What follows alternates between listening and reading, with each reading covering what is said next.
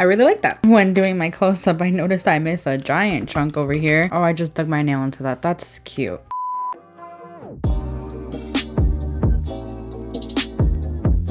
Hello everyone, welcome to my channel. For today's video, I'm gonna be doing a comparison on two very trending viral foundations. The first is the KVD Vegan Beauty Good Apple Skin Perfecting Foundation Balm, and the other is the Milani Conceal and Perfect Smooth Finish Cream to Powder Foundation. These are so hyped right now. They're supposed to be dupes for one another, and what I'm going to do in this video is actually a 3-day wear test.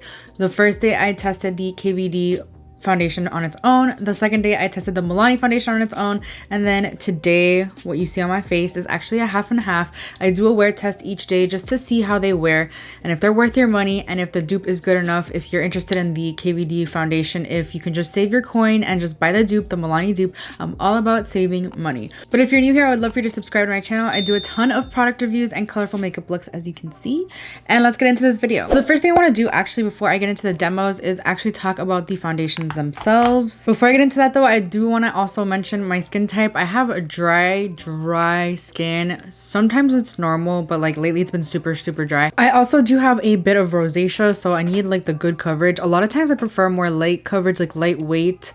I've been preferring that a lot lately, but these are definitely like creams. They're gonna be like a little bit more heavy on the skin, so not something that I would prefer anyway. I was just so intrigued by this. I'm not gonna lie to you. When this first started going viral, I was like, I have no interest. I didn't have an interest in trying it out. Like I just didn't think it would be for me. But then I read it was hydrating and like it would actually like not be bad for dry skin. So I was like, okay, sign me up. So I bought it. Let's start off with the KVD. I'm gonna read directly off like Sephora. This foundation retails for $38. It comes with 0.35 ounces or 10 grams of product. The highlights say it's a full coverage, matte finish, hydrating, long-wearing foundation. It's recyclable packaging, which I really do like, and it's vegan. It contains apple extract, which nourishes the skin, and sodium hyaluronate, which hydrates the skin. I really like that. This is the first thing I've tried from KVD Vegan Beauty for a long time. I haven't tried since Kat Von D had her whole controversy, so whatever. In this one I got the shade 0 Light 12, and right off the bat I will tell you, and you'll see it in my application and I'll state it a lot when I'm using it, this is more emollient. It's more creamy. Like right off the bat you could see in the swatch it is insanely like oily. Let's go ahead and talk about the Milani. Obviously I prefer the packaging of this, but I don't really understand what makes this not recyclable. Obviously besides the sponge, you wouldn't recycle a sponge, but it is plastic. What makes it not recyclable? Please inform me. If you do know, let me know please. This is the shade 208 Buff. This is a cream to powder. I feel like they're both cream to powder. It just doesn't say that in the title. This one retails for $11. It is a light diffusing buildable full coverage foundation. It has a soft matte finish and it has lily and bamboo extract to control oil and shine. It contains antioxidant rich vitamins A and E plus green tea. This one's available in 22 shades. Obviously the KVD has a better shade range. This is it's creamy, but it's not as emollient. It's not as creamy. You could tell even in the swatch. The shades are very close. I would say this is more of a neutral that I'm looking for. This has more of a pink undertone, although it did say it was neutral. I tend to go for the neutral undertones, even though I do pull a little bit more pink. I just don't want that emphasized. It's just my personal preference. Let's get into the demos. I'm gonna start off with the KVD one. I did get the shade Light 12. It looks really dark. It looks like it's gonna be dark on me. I'm not even gonna lie. You guys have no idea how excited I am to try this. Like at first I literally had zero interest in this. I used a foundation balm really similar to this in high school when I first started wearing makeup. Oh my god, it was like by CoverGirl. It was in a blue compact. I so remember it. And then they changed the packaging at one point, and I think I went to a black compact. Maybe I'm thinking the blue compact was the powder foundation that I used to use. Either way, they had something similar and it was a balm, and I was like, why did I use that? Because it always emphasized my texture. I have a lot of texture. I have a lot of pores, so we're gonna prep the skin and we're gonna make sure that everything goes really well. I did moisturize earlier. I also put on my SPF. I'm gonna do what I normally do. Nothing's gonna be different. So I'm gonna spray with the Milani Supercharged Revitalizing Facial Mist. I really enjoy this. It really just is a nice, I don't know, step in my prep routine. It has a nice citrusy scent, which I enjoy, and it just gives my face a nice brightening situation. I am also going to go in with from the same line, the Dewy Primer. I do use this daily and I absolutely enjoy it. It just gives my face a nice radiance, which I have a feeling I'm going to need with this. I just tend to get really dry as the day goes on. And I know this is meant for dry skin. What I like about this primer is that it has like a tacky feeling to it. So I think it has like gripping benefits. So it'll grip the foundation really, really nice. But I also need a smoothing and pore filling primer as well. So I'm going to take my Holy Grail, the Tatcha, the Silk Canvas. This is a Balm Lake. This is my favorite primer of all time. I just take it where I really, really need some smoothing, which is right here. I have really large pores right here and on my nose. I've heard less is more, so I'm gonna try not to go heavy handed. I'm gonna try it with a brush on one side and a sponge on the other. So I have my IT Cosmetics Love is the Foundation brush. This is the perfect like density, I feel like. Oh my gosh, I'm so nervous. Let's just feel what it feels like. Oh, it feels so oily. It actually swatches a little lighter than what I thought it would, and when you blend it out, I'm sure it might match me for reals. I hope it does, because otherwise I suck at shade matching. I look so oily. This size will be for the brush. I just don't want to use too much product. It might match me. I hope it doesn't oxidize. Wow, seriously, one swipe and it wasn't even that much product. And it's pretty much good to go right here. I'm gonna take a little more. I really don't want to take a lot, because I know that that's the issue that a lot of people were having with it just really not looking good at the end of the day. It covered everything. That's really nice. I can already see my texture though. I had hesitations about using a sponge. This is the e.l.f. camo sponge. What is it? Is it called the camo sponge? I think it is, right? I had hesitations about this because, you know, it's a damp sponge and you're putting it into a very oily product, and water and oil just don't go well together. But I've seen people apply it with both and it just almost always looks better with the sponge, to me, in my opinion. So I'm just gonna grab a little. Somehow it's giving better coverage. I think I already like it more with the sponge. God, that looks nice. I just feel like you get a more like smooth application with the sponge somehow. Why am I actually really liking the way this is looking on this side? I definitely prefer it with the sponge. When doing my close-up, I noticed I missed a giant chunk over here. The only reason I could see it is because it's so different. Oh, I just dug my nail into that. That's cute. Thanks for that. I prefer the application with the sponge 100 times more. It makes everything really nice and smooth. This is such an interesting texture though. I've heard other people say it. Like it dries down almost immediately. That was something I was really worried about, because I feel like the similar foundation that I used in high school didn't do that. It was always just balmy. It was disgusting. I don't know. Looking back on it, like, what was I thinking? You can definitely see some texture right here. This is the place where I have the most texture. I'm really liking the way it's looking so far. I mean, it's not 100% like flawless by any means, and I have other foundations in my collection that I really enjoy. What I will say this will come in handy for is if you have a lot of redness and you want to like use this in conjunction with another foundation. I'm speaking prematurely. I have no idea if I'm gonna actually like this at all, or if I'm gonna love it at the end of the day. Who knows? I'm thinking like this would be good to cover tattoos if you ever need to, or cover just like a spot conceal kind of thing, even though this is a foundation. So I don't know. Okay, I have to pause and let you guys know that using this, they're picking up the recycling. Using this completely blurred my pores. Over here, this is the Charlotte Tilbury Airbrush powder. Completely blurred my pores. Best powder on the market. I wasn't sure I wanted to set my entire face, but I don't know how I feel about leaving this like not set. I'm gonna take my Fenty Beauty, like this is the loose setting powder, and I'm gonna I like to bake under my contour just to like chisel it out and brighten the under part. This is the shade Butter. Literally love this so much. It's so finely milled. It's like the most perfect powder for this exact reason. I usually do this on the side of my nose as well, and like down the middle. Pretty much immediately I just wipe it away. So I do like to go in with setting spray before going in with highlighter, so let's go ahead and do that. Hopefully this melts everything together, although everything is looking really nice over top the foundation. I'm not mad at it at all. I'm gonna be using the Benefit the Professional Super Setter. I really enjoy the setting spray.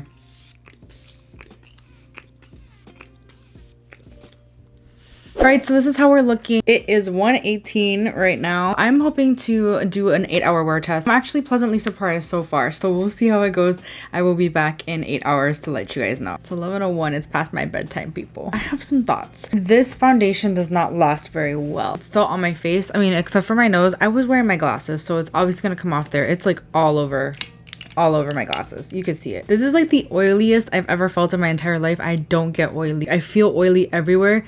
It feels oily to the touch, even like it's kind of a nice feeling. This is what oily people feel like. I'd rather feel oily than dry, to be honest. I don't know. Everything lasted really nicely over top. My blush and bronzer are still going strong. Is it my favorite foundation ever? Definitely not. I have foundations that last better, but it's not bad. It's better than I was expecting. I asked my hubby what he thought of it, and he said, it looks good. The only thing is I could see like your wrinkles up here, when you're not wrinkling. Like when I'm not going like this, you could see them. I'm like, wow, that's not good.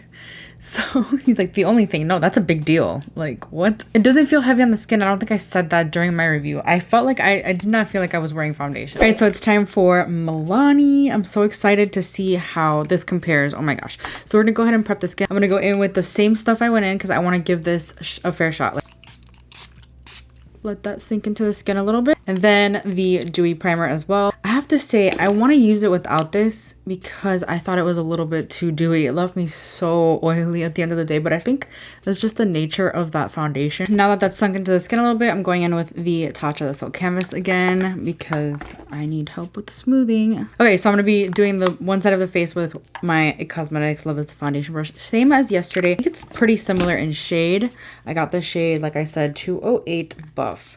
When you swatch it, it does not feel as emollient, as oily, as like creamy as the KVD one. I don't know, we'll see, because that means that it might be more drying and I'm worried about that. So I'm just gonna dunk my brush in once like that. It's not as full coverage as the KVD one. I am gonna try it with the sponge though before I continue. I already see my pores like a lot. I'm just gonna dunk my sponge in there like that. I'm not even gonna bother with the brush. I always say just go for the sponge. I think this comes with a sponge. Yeah, it comes with a sponge. They all, like all these drugstore ones too, don't recommend using that one. You can't clean those very well and then they get bacteria and it's not good for you. So I'm going to just use my sponge because I think it just gives a better application. This is a very good shade match though. I see a difference between the two. This is not an exact dupe. It's not the same formula, I don't think. It's a similar concept in that it's a cream to powder. The finish is so much more dry. I keep trying to go over this one spot over here that's a little more red. The sponge is just taking off the product. Like, it's not getting any more product put on it. I wonder if this is a foundation that'll look better after it being on for a little bit and with the rest of the makeup, because sometimes that happens to me too. I think I'm gonna leave it at that and do the rest of my makeup and see how everything applies over top. It's gonna be the same stuff I used yesterday, so nothing changes. I do feel like this one is not as matte. It doesn't dry down as matte. It doesn't dry down, I don't know, at all. And this spot right here is really bothering me. I'm taking a little bit more and seeing if it just, you know what, let's try the brush. I don't know about this one, guys. I do have to say, it took it out even more. There you go. To stamp it on. Honestly, I'm a little shocked. I thought I would like this more than the KVD, but it feels more lightweight than the KVD one, which is crazy.